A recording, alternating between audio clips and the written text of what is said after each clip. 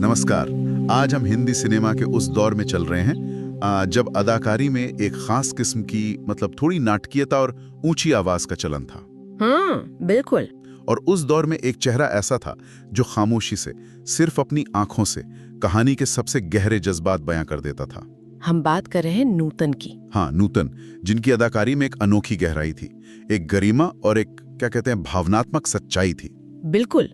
और हमारी आज की जो चर्चा है, ये सिर्फ उनकी फिल्मों की लिस्ट या अवार्ड्स की गिनती तक नहीं रहेगी। नहीं। हमारे पास जो स्रोत है, जैसे उनके परिवार के एल्बम की कुछ तस्वीरें, उनके बेटे मोहनीश बहल की साझा की गई यादें और कई लेख, वो हमें एक ऐसी शख्सियत से मिलाते हैं जो पर्दे के किरदारों से कहीं ज्यादा जटिल और मजबूत थी। तो आज हमारा मिशन नूतन को सिर्फ एक स्टार की तरह नहीं, बल्कि उस महिला के रूप में समझना है जिन्होंने अपनी कला और उसूलों से हिंदी सिनेमा की नायिका की परिभाषा को हमेशा के लिए बदल दिया। तो चलिए शुरू करते हैं। हाँ, चलिए इस कहानी की परतों को खोलते हैं और शुरुआत उनके बचपन से करते हैं, जो बाहर से जितना चमकीला दिखता था, अंदर से उतना ही शायद संघर्ष भरा था।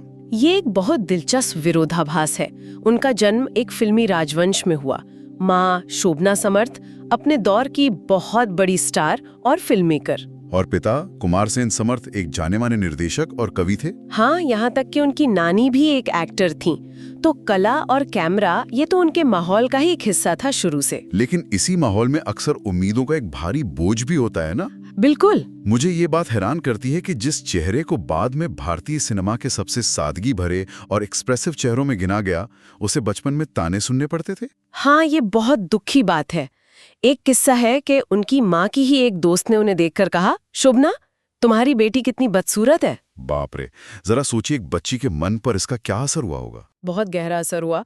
उन्होंने खुद बाद में माना कि इन बातों ने उनके अंदर एक गहरी असुरक्षा पैदा कर दी थी। उन्हें लगता था कि वो खूबसूरत नहीं है। और ये बात उनके शुरुआती करियर में भी झलकी शायद। हाँ, बिल्कुल। सिर्फ 14 साल की उम्र में उन्होंने अपनी माँ की फिल्म हमारी बेटी से डेब्यू तो कर लिया, लेकिन शुरुआती फिल्में चली नहीं और असफलता का असर उनके आत्मविश्वास और सेहत दोनों पर पड़ा। अच्छा। उनका वजन बहुत घट गया और वो और भी दुबली पतली दिखने लगी। तो क्या ये कहना सही होगा कि उनकी माँ शोभना समर्थ ने ये भांप लिया है कि उनकी बेटी को सिर्फ एक हिट फिल्म की नहीं, बल्कि इस माहौल से एक ब्रेक की जरूरत है? मुझे तो यही लगता है, क्योंकि 1953 में उन्हें स्विट्जरलैंड के एक फिनिशिंग स्कूल ला चेटलिन भेजना, ये सिर्फ पढ़ाई का फैसला नहीं लगता। नहीं, ये एक बहुत सोची समझी रणनीति थी। हाँ, एक तरह से नूतन को रीसेट करने का मौका था। उन्हें इंडस्ट्री के दबाव से, लोगों की नज़रों और लगातार हो रही आलोचना से दूर ले जाना था। और ये फैसला एक मास्टर स्ट्रोक साबित हुआ। कैसे? नूतन ने बाद में कहा कि स्विट्जरलैंड में बिताया वो एक साल उनकी जिंदगी का सबसे खुशनुमा दौर था। वहां उन पर कोई दबाव नहीं था, कोई उम्मीदें नहीं थी, वो आज़ाद थीं। और इस आज़ादी का असर भी दिखा। उन्होंने वहाँ फ्रेंच सीखी, दोस्त बनाए और उनका करीबन 22 पाउंड वजन भी बढ़ा। हाँ, और वहां से जब उनकी नई तस्वीरें भारत आईं, तो फिल्म मेकर्स का नजरिया ही बदल गया।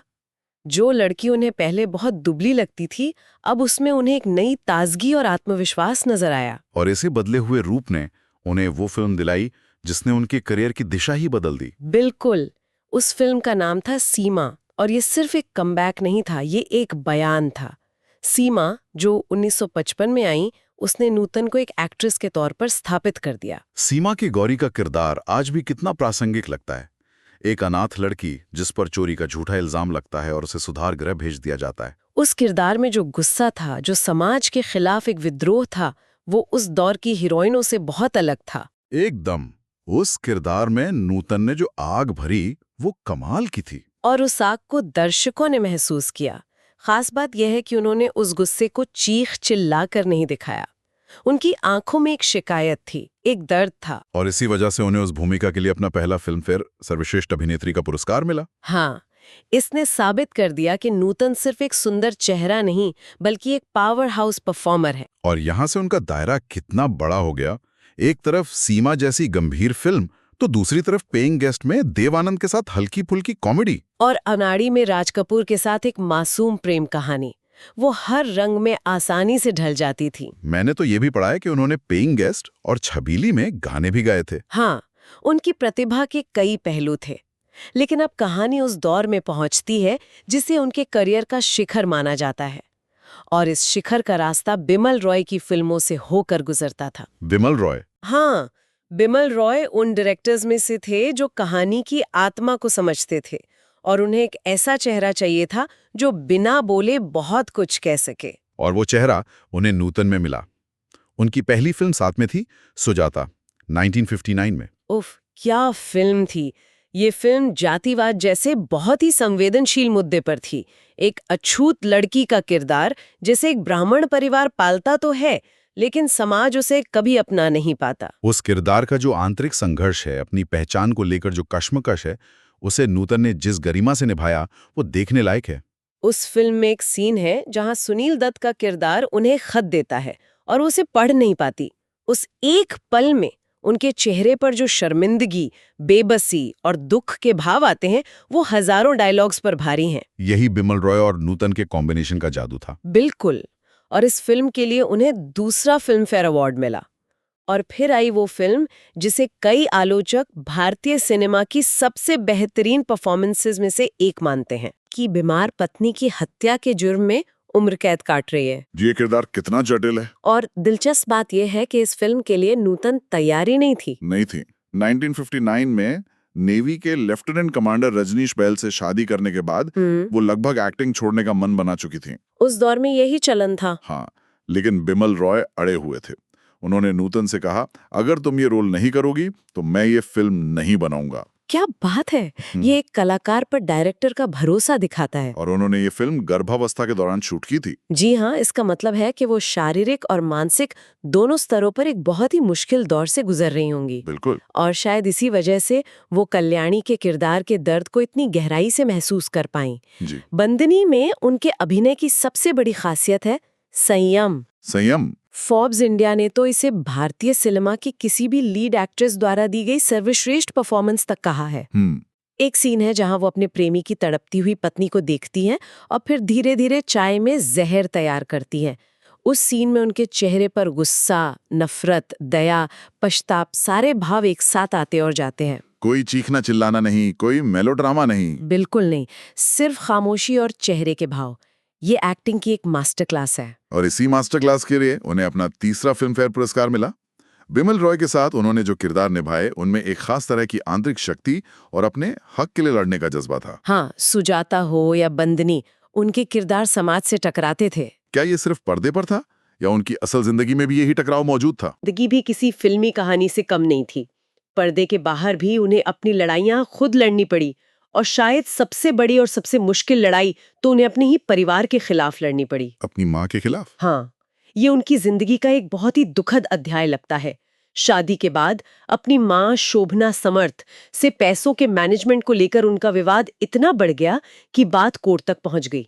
उस जमाने में एक बेटी का अपनी ही माँ पर मुकदमा करना, ये तो कोई सोच भी नहीं सकता था। सोचिए जरा, ये सिर्फ पैसों का विवाद नहीं था, ये एक बेटी का अपनी माँ, जो खुद इंडस्ट्री की एक पावर हाउस थी, के खिलाफ अपनी आर्थिक आजादी और अपनी पहचान के लिए खड़े होने का संघर्ष था। अच्छा। नूतन का मानना था कि उनके पैसों का गलत इस्तेमाल हो रहा है और वो चाहती थी कि इसका कंट्रोल उनके पास हो। इस एक फैसले ने माँ बेटी के रिश्ते में 20 साल लंबी दरार डाल दी। 20 साल? ये तो बहुत लंबा वक्त होता है। तनुजा को देखकर वो नाराजगी में फ्लाइट से उतर गईं और दूसरी फ्लाइट ली। ये दिखाता है कि कड़वाहट कितनी गहरी थी। बहुत ज्यादा। हाँ, लेकिन ये नूतन के उसूल पसंद स्वभाव को भी दिखाता है। वो अपनी ऑन स्क्रीन किरदारों की तरह ही थीं। अगर उन्हें लगता था कि वो सही है तो वो किसी के भी सामने खड़ी हो सकती थी, चाहे वो उनका अपना परिवार ही क्यों ना हो। और सुलह कब हुई? आखिरकार 1983 में जाकर माँ बेटी में सुलह हुई, लेकिन तब तक बहुत वक्त गुजर चुका था। और अपने उसूलों पर टिके रहने की ऐसी एक और मिसाल है संजीव कुमार से जुड़ा विवाद। ये किस्सा भी बहुत मशहूर है। हाँ, और ये उनके आत्मसम्मान की लड़ाई थी। उस समय वो संजीव कुमार के साथ एक फिल्म कर रही थी। संजीव कुमार ने मीडिया में ये अफवाहें फैलानी शुरू कर दी कि उनका और नूतन का अफेयर चल रहा है। ये तो बहुत ही गंभीर आरोप थे, खासकर एक शादीशुदा महिला के लिए। बिल्कुल। बात यहाँ तक पहुँच गई कि उन्होंने ये कहना शुरू कर दिया कि वो दोनों साथ रह रहे हैं और नूतन के बेटे मोहनीश की कस्टडी लेने वाले हैं। अच्छा। हाँ, नूतन ने उन्हें समझाने की कोशिश की, लेकिन जब वो नहीं माने तो एक दिन सेट पर सबके सामने नूतन ने उन्हें एक जोरदार थप्पड़ मारा। सबके सामने? सबके सामने। बाद में उन्होंने एक इंटरव्यू में कहा कि वो थप्पड़ सिर्फ एक प्रतिक्रिया नहीं थी, वो उनके आत्मसम्मान और उनके परिवार की गरिमा की रक्षा के लिए उठाया गया एक जरूरी कदम था। वो चुपचाप बदनामी सहने वाली महिला नहीं थीं। ये सारी घटनाएं दिखाती हैं कि उनकी जिंदगी में कितने उतार चढ़ाव थे। पर्दे पर एक शांत और गरिमामयी छवि, हाँ। और असल जिंदगी में अपने हक के लिए इतनी बड़ी लड़ाइयां। बिल्कुल। इन सब के बावजूद उन्होंने जो विरासत छोड़ी वो बेमिसाल है। उनकी विरासत की सबसे बड़ी बात है उनका लंबा और सफल करियर। हाँ, उस दौर में जब हीरोइनें शादी के बाद या 30 की उम्र पार करते ही साइड रोल्स में चली जाती थीं, नूतन 40 की उम्र के बाद भी मुख्य भूमिकाएं कर रही थीं और अवार्ड्स जीत रही थीं। ये अपने आप में एक क्रांति थी। और क्या शानदार तरीके से जीत रही थीं। 42 साल की उम्र में उन्होंने मैं तुलसी तेरे आंगन के लिए अपना 5वां फिल्मफेयर सर्वश्रेष्ठ अभिनेत्री का पुरस्कार जीता। उस समय 5 बार ये अवार्ड जीतना एक ऐसा रिकॉर्ड था जिसके आसपास भी कोई नहीं था। और ये रिकॉर्ड दशकों तक कायम रहा। बाद में जाकर उनकी भांजी काजोल ने इस रिकॉर्ड की बराबरी की। हाँ, ये दिखाता है कि वो अपने समय से कितना आगे थीं। जब उनकी समकालीन अभिनेत्रियों का करियर लगभग खत्म हो चुका था, तब भी वो इंडस्ट्री के शिखर पर थीं। और 80 के दशक में भी उनका जलवा कायम रहा। मेरी जंग, नाम, कर्मा जैसी ब्लॉकबस्टर फिल्मों में मां की भूमिका निभाई। लेकिन वो उस दौर की स्टीरियोटिपिकल रोने धोने वाली मां नहीं थी। मेरी जंग में उनका किरदार कहानी की आत्मा था।